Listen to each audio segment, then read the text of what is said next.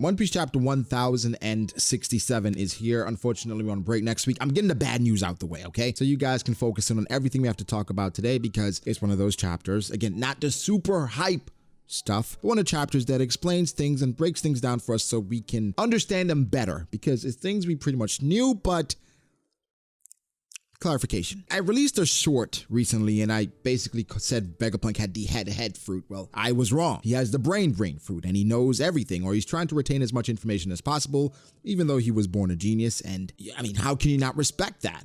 At first, people were somewhat skeptical because they were wondering, could Vegapunk be a fraud? I was not one of those people. I would never say something like that, okay?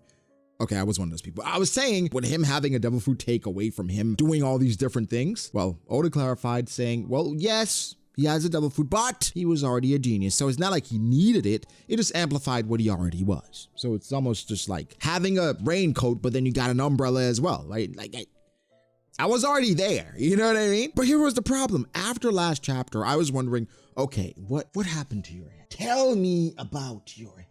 And this chapter told us about his head. Not only about the powers it has, but also where the rest of it was located. He even said, I was probably as big as a giant with my head. It was growing because of all of the knowledge he retained. And I'm just thinking, if I had that fruit, SATs would be a breeze. All these different equations in math would have been no problem. Remembering to do the chores before my mom got home would be a breeze. Where was this devil fruit when I needed it? God damn it. I was at a place where I could not remember anything. I was wondering if something's wrong with me. What the hell? Some people just have all the luck. Now, here's the thing. Would you trade off having that type of memory for that head looking that way? Most people would not. Moving on. I'd be remiss if I did not mention Vegapunk's grand plan, and we're somewhat the same way. Okay, let me slow down a little bit. What I mean is, and he stopped short of calling it his dream, but it kind of is, right? Based on how all of his based on how all of his clones operate, which he clarified in this chapter, he wants to mimic what they already do with him and do it with the entire world. Vegapunk is trying to be Elon Musk. Okay, no, because Twitter is slowly dying. But no, Vegapunk wants to create the internet. Yes, the internet. Okay, let me clarify some more because I keep saying things. Okay, one more thing. Now's the time to subscribe. You may be watching a few videos, then realize you're not subscribed. Like, damn, I'm watching a lot of this guy's videos. Oh, subscribe button. Now would be a great time to hit it and drop a like as well for just consistent videos like this because we have a lot to talk about outside of what's going on here. Either way, we've all played games and I'm going to the PS5 at this point. If you have a PS5, you understand, let's say you have two of them. There's a thing called the cloud. And for the PS5, if you play on different games at any point in time, you can upload that data to the cloud and synchronize. So both PS5s can now have the same information. That's Vegapunk. All of the clones, once a day, they go upload into the cloud so they can synchronize and be on the same accord. Now, all 6 of these different things are going around and they have different lives. They're somewhat like my siblings, right? Where at the end of the day, we come around the table and we talk about our experiences and we somewhat synchronize to basically be on the same accord and just share information. For Vegapunk, each clone is an expert at something, right? One can hike, one can ski, one can run, one can play basketball, one can play soccer, and then one can shoot pool. At the end of the day, at some point in the day, they all come together and share their experiences so we can create a super mega athlete in Vegapunk. You catch the drift. I just love the fact that they're so different, even their dispositions, which we mentioned before, because they have different responsibilities and he values experience because yes, they're parts of him, but their experiences are very valuable to what they do. I love the idea of that because they're not just coasting, going and doing what they do, and then just coming back and synchronizing. No, they're bringing back their experience as well. They're somewhat living and sharing information. Vegapunk, being the veteran that he is, understands the value of information. In a way, each punk is a case study that Vegapunk goes over and synchronizes with every day. Can you imagine the wealth of information that each punk is collecting and bringing back to Vegapunk? This is ingenious. So I mentioned the internet earlier, what Vegapunk was trying to create, and essentially he's trying to create the cesspool that is Twitter. What I mean is, okay, so Vegapunk at this point wants to create one brain, or this network where everyone can link up to and share information. Sound familiar? Now Vegapunk is being a bit more literal where people are sharing one mind, but imagine let's say the internet. Everyone uploads their information and somewhat synchronizes every day by taking information away as well and being on the same accord. Of course, not everyone uplinks and taps in with the internet every day because you understand that downtime can be valuable, but essentially that's what Vegapunk's dream is, or this is what he's talking about here. He didn't say his dream, but I mean, such a grandiose plan. Be honest with you, boy, huh? Be honest with you, boy. So Chopper mentions a perspective saying, well, if everyone did this, I could study information or medicine from all over the world. Welcome to WebMD. Yes, at that point, you can diagnose and think you're dying from just having a cold, but that's the value and the detriment of information. Sometimes it's too much, sometimes it's just too much. Jinbei, being always the voice of reason, asked him the question. I was thinking, well, okay, well, that's all fine and dandy, punk, but what if people have differing ideologies, right? What if I like chicken and this person likes fish? We're all sharing the same brain, but I don't like chicken. I'm a vegetarian. I'm a pescatarian. I'm vegan. What if I don't like dogs? What if I'm allergic? What if I like cats? What if I like ants? And this person is an ant catcher. What if different ideologies all collapsed upon itself? Oh, that's a good point, Jinbei. We'll worry about that another time. Let's continue with that's Vegapunk. And that tells me something about this person because he does not really care who gets hurt in the process as long as he accomplishes his goal of achieving the experiment. And at this point, the one brain is the experiment. I'm torn. I'm not necessarily an internet baby, okay? The internet was not as prevalent when I was, say, in high school. Now it is, and so kids in high school are more tapped in and plugged in than they ever have before. But they're more aware of the dangers of the world, but also more aware of the positives of the world. We can all agree that it's a net negative of the internet so far. Didn't mean that. The internet has been a net positive. Like literally the internet is more valuable than it's not. Yes, there are some deep, dark things on the internet. Have you been to LimeWire? Other than that, Vegapunk and his ideas, it is literally what the basis of the internet is, to collect information from everyone and to share information. That's why the Wikipedia is such a valuable resource because that's literally what everyone does. Now, if you want to narrow it down and say he wants to create a Wikipedia where everyone is sharing information and pulling from it, being on the same accord, just think of it of everyone being on the Wikipedia and just sharing that. In theory, impossible unless you want to create a big system where everyone is mindlessly connected to it and they have to report to you, which it sounds illegal. Other than that, I like the idea because Vegapunk, I don't know how many people you've told about this because this is exactly what the world government would be against. Because guess what? If you can do this, you're sharing information, meaning you can share information about certain things. Maybe your family passed down about the Void Century.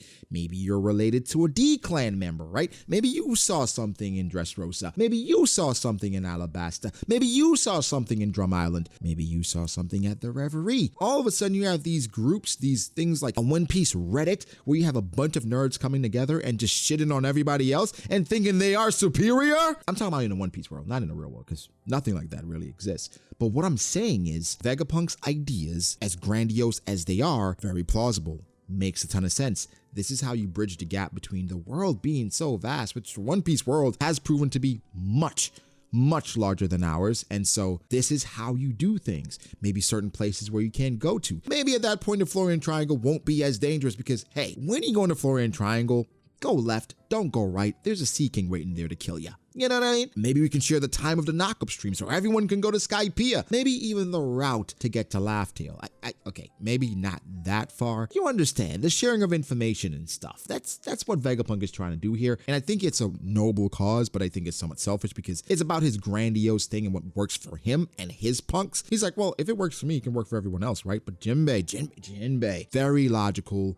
Brings it back and say, wait, hold up. It's like that auntie that, just never likes to have fun. That's just always a party pooper, where it's like you like when she comes around, but not for too long because she just does a little bit too much. Okay, I'm getting a little bit too personal. Okay, Bonnie, I think, is being kind of ignorant because I don't think she understands what she's talking about. She's just going off of what she knows, which is Vegapunk turned her dad into a mindless, heartless cyborg, which is proven untrue in this chapter where at some point Kuma runs out from Dragon. He's not mindless. He's not heartless. He is a plan, a means to an end. He's a cyborg, but he's not heartless. There are things that you can say he's programmed to do or things that he's programmed to protect. I would not be surprised if Bonnie is one of them. Where is he headed? I don't know what Blood is doing, but we will have to wait and see. We also got our answer, and we've talked about this before in the channel about Kaido and the defective thing that Momonosuke is. Well, Momonosuke is actually defective. Yes, he can breathe fire, he can fly, he can do everything Kaido can do, except he is pink. Now this troubles me because Vegapunk is a perfectionist. What else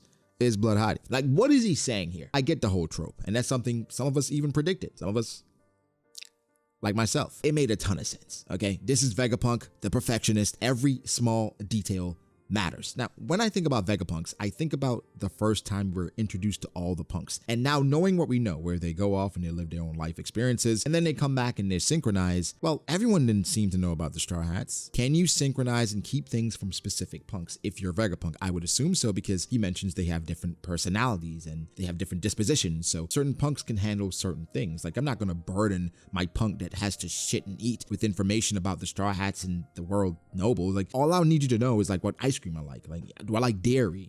Do I like, peppermint, or even just French vanilla? Like, things like that. Those are the things York needs to focus on.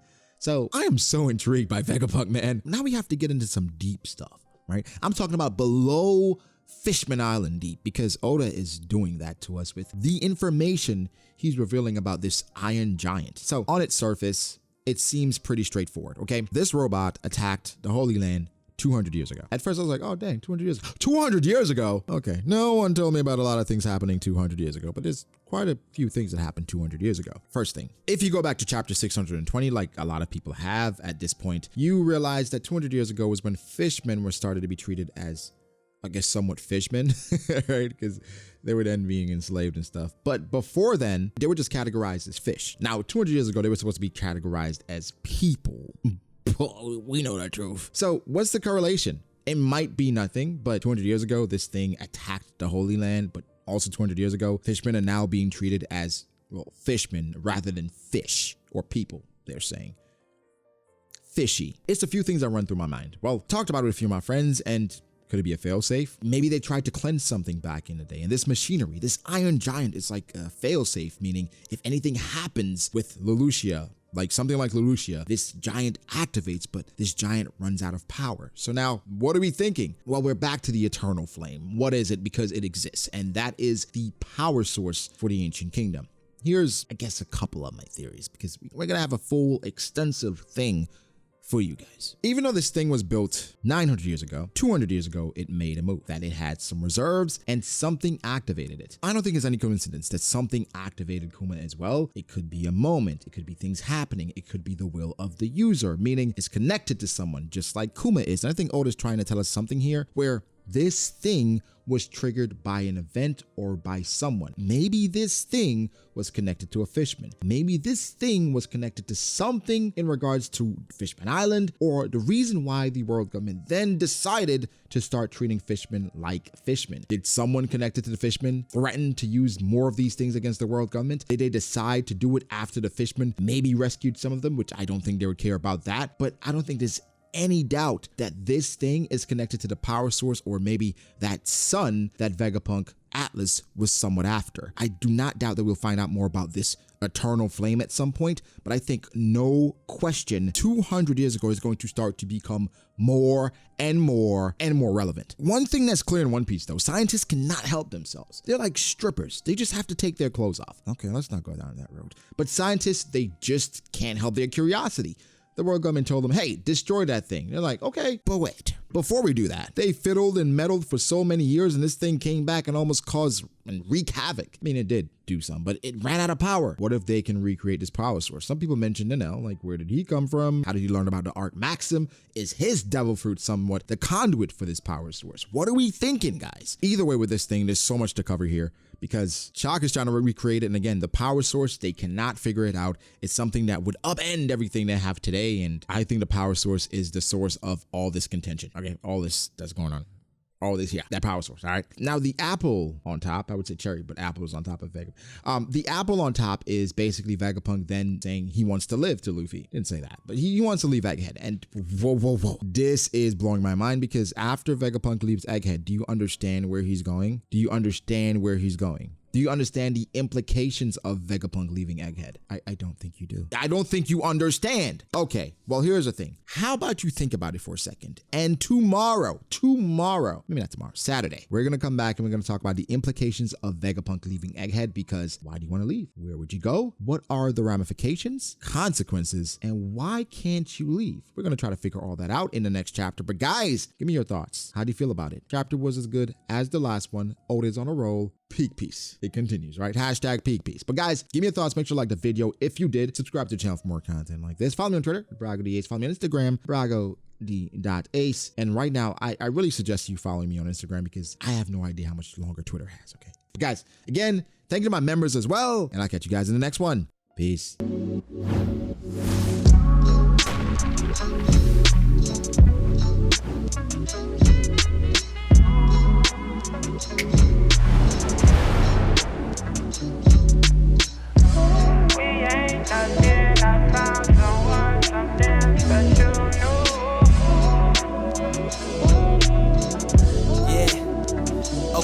I start doubting me, I felt lost. I rewrite it.